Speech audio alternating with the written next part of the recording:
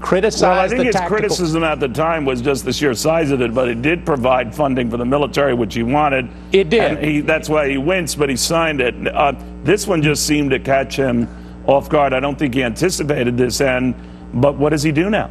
Well, I think that what he's doing is putting it back on Congress's plate, but also taking Democrats at their word. You know, the one thing that is not being covered here this morning, Neil, is that the fact that the President of the United States said, okay, Democrats, I'm going to take you at your word. I'm going to trust that you're really willing to negotiate. You got 3 weeks to get it done. And if not, we're going to be back in the same situation. But I think what does same situation mean, sir? Does that mean he does declare national emergency, or would he risk shutting down the government again? What?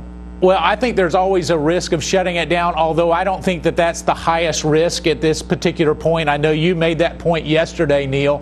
I think that he has, in fact, I know he has 3 or 4 different options that are at his disposal, that are legal, some that are in statute already. Listen, if President Obama can send $1.8 billion to the Iranians, I can tell you I didn't appropriate that. Certainly finding a few $1 billion for border security on our southern border is something that this president can do legally and without a challenge. All right. Well, Article 4, Section 4 of the Constitution does give him some wide moves here. He could require the federal government to protect states that might be in danger of an invasion from these caravans.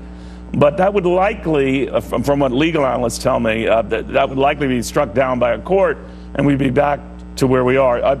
Do you anticipate that? So I don't anticipate necessarily that one being used. So let's look at 10 U.S.C. sections 274 and 284. And to your viewers, I'm so glad you brought those up. Yeah, but what the heck? Yeah, it means absolutely nothing. But here's what it does mean. It says that DOD can help protect our borders for those drug corridors, build fencing, build walls, provide lighting. So you can allocate money. That's the defense about allocate money appropriate in other areas and shift them to these areas. And many tell me that you can't do that.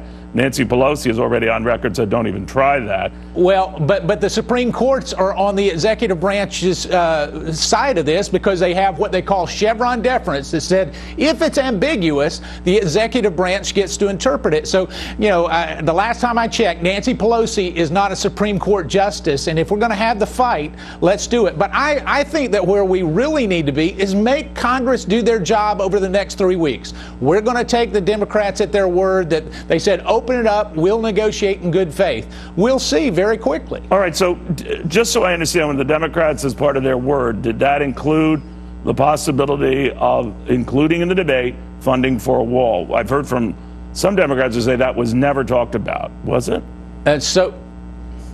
Yeah, so I think that where we are, Neil, on this particular thing, if you're using the word wall and a concrete barrier, I don't think most Democrats will support that. If you're looking at strategic fencing and barriers and border barriers, similar to what Steny Hoyer just said, hopefully what you'll hear from Mr. Kildee coming up here in just a minute, I think most Democrats see that there are areas of our border that have no fencing, no barriers, and you can just walk across. And that doesn't mean just walking across for a stroll. It means drugs and human trafficking and all the bad things that can happen. And so hopefully we'll see that. I can tell you, I've had very good conversations with a lot of my Democrat colleagues in private. I'm optimistic that we can get there. All right, we'll see.